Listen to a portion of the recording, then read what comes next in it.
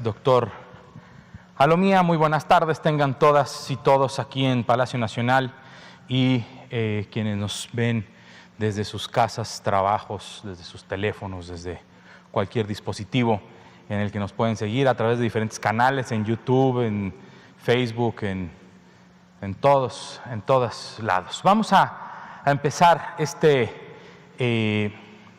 descripción. El famoso aplanamiento de la curva. Esta es una curva compuesta en donde aquí vemos los casos reales en la curva verde, ¿sí?, de nuestras dos olas diferentes y los diferentes momentos que hemos vivido y que el doctor Alomía también explicó. La Jornada Nacional de Sana Distancia, implementada en este momento en la semana 13 del año 2020, en el que se observa un incremento importante en el número de casos. Observemos los verdes cómo van incrementándose. La curva dorada o cremita es una curva epidémica de lo que hubiera sucedido potencialmente si esta Jornada Nacional de Sana Distancia no existiera. Si no hubiera existido, si no nos hubiéramos quedado en casa. ¿Qué es lo que hubiera sucedido? Si aquí se incrementó de 4 a 8, probablemente a 20, a 60, 80, a miles, y entonces hubiéramos tenido una curva epidémica que hubiera dado inclusive casi 300,000 casos en una sola semana, ¿sí?, si no nos hubiéramos quedado en casa, si no le hubiéramos hecho caso a Susana. Esto es lo que potencialmente hubiera ocurrido.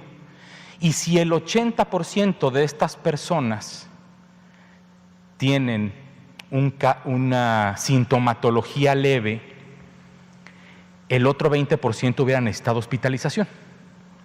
Hubieran sido muchas más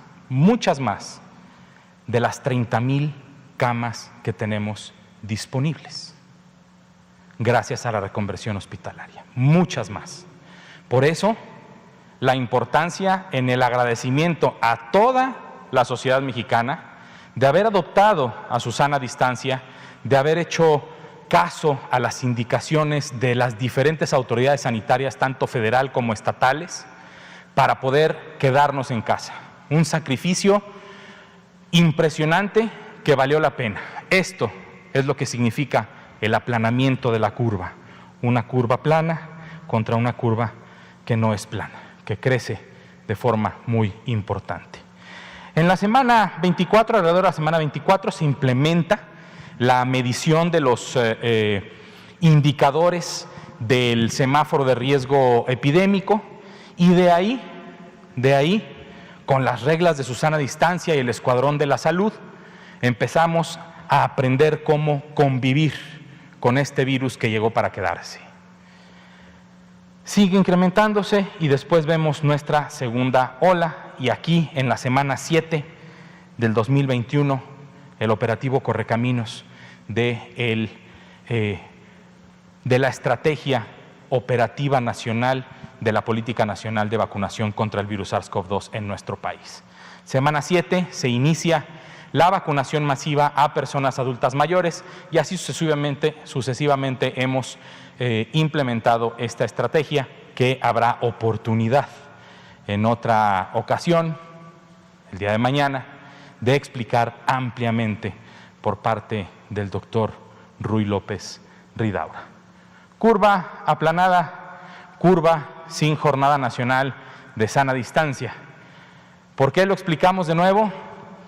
Porque sigue habiendo una pregunta sobre qué significaba el aplanamiento de la curva. Esto es, ¿por qué no vimos una curva no aplanada? Pues porque gracias a usted que se quedó en casa, logramos tener esta curva y no esta. La siguiente, por favor. Susana Distancia, un personaje que la sociedad mexicana adoptó, un personaje que llegó inclusive a otros países tanto en América Latina como en el continente asiático. Un noticiero de Japón habló sobre cómo en México, a través de este personaje de comunicación, para obtener una empatía con las personas sobre el sacrificio que estábamos por hacer todas y todos en nuestro país, hablaba de una empatía con la gente para hacer este distanciamiento social lo más amable posible a través de su sana distancia. Y claro que Susana sirvió para todo, ¿no? Sirvió para que las personas en México la adoptaran, la hicieran suya, y entonces aparecerían múltiples opciones de cómo se va apropiando la gente de su sana distancia, y por eso el gran impacto que tuvo la Jornada Nacional de Sana Distancia. El municipio de Metepec, que tuvo este anuncio de este video, este anuncio de televisión, un video para todos, es la apropiación de una idea que sirvió para tener un mejor control de la epidemia en nuestro país, su sana distancia.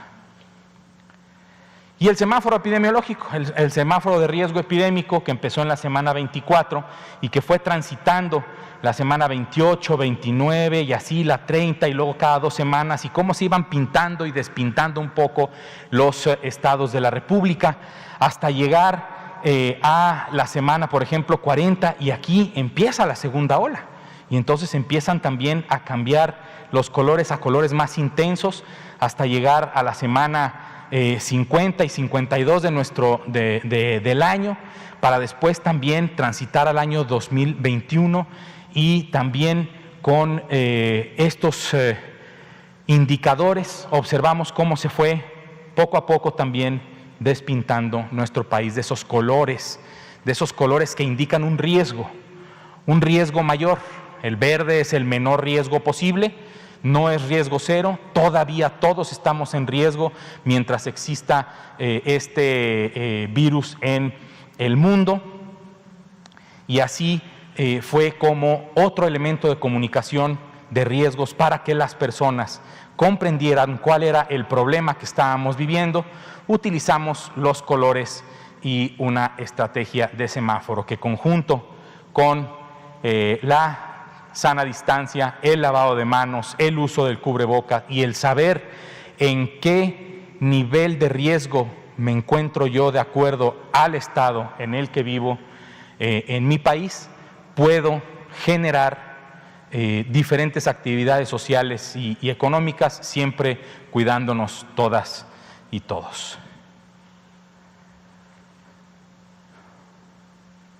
El trabajo de generar documentos que sean útiles para todas y todos, tanto para el público general, como pudimos ver la guía para personas que viven con discapacidad, las personas con trastorno autista, un documento que nos ofreció, nos puso sobre la mesa Yo También, una asociación civil, de la mano de la sociedad civil organizada, estuvimos generando también múltiples instrumentos para poder comunicarnos con la gente, pero también lo que acaba de escribir el doctor Alomía, cómo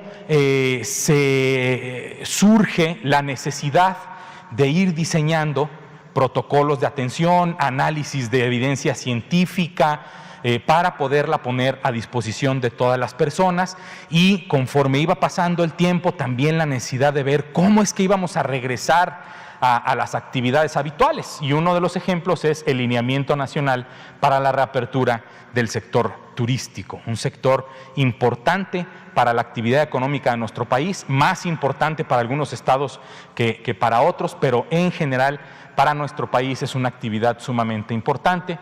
Y también, por ejemplo, los criterios de poblaciones en situación de vulnerabilidad, que tienen mayor riesgo de desarrollar una complicación de COVID-19 en los centros de trabajo. ¿Cómo íbamos a evaluar el riesgo que las personas tenían y cómo iban a ir regresando poco a poco a sus actividades laborales las personas?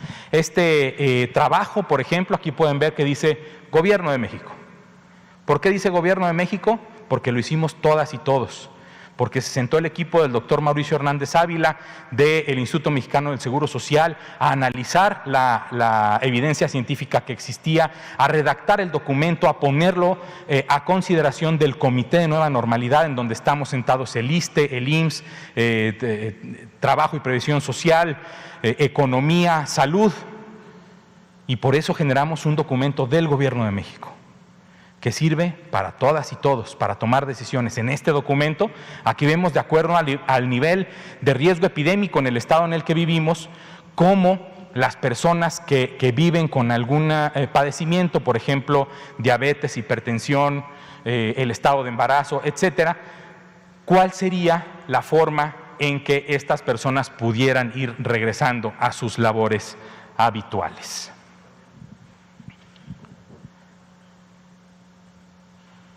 Y bueno, esta actividad importantísima en materia de comunicación de riesgos, transparencia, etcétera, que es la conferencia de prensa vespertina, en donde tuvimos a lo largo de muchas horas, de muchos días, hoy serían a las 8 de la noche, dentro de 10 minutos se cumplirán 450 horas. 450 horas de transparencia, de comunicación de riesgos, con múltiples actores, personas expertas. Ya vimos ahí a la doctora Lorena Rodríguez Bores, al doctor Gustavo Reyes Terán, a las personas expertas que podían venir y explicarle a usted que está en casa cuál era la situación, cómo podíamos cuidarnos, qué cuidado habíamos de tener en cualquier materia, empezando, por ejemplo, con la salud mental tan importante. 450 horas nada más de comunicación, de constante explicación, de responder preguntas, de tener contacto con las personas, de tener contacto con los medios de comunicación, de ejercer este derecho que todas y todas tenemos a estar bien informados, a estar bien comunicados.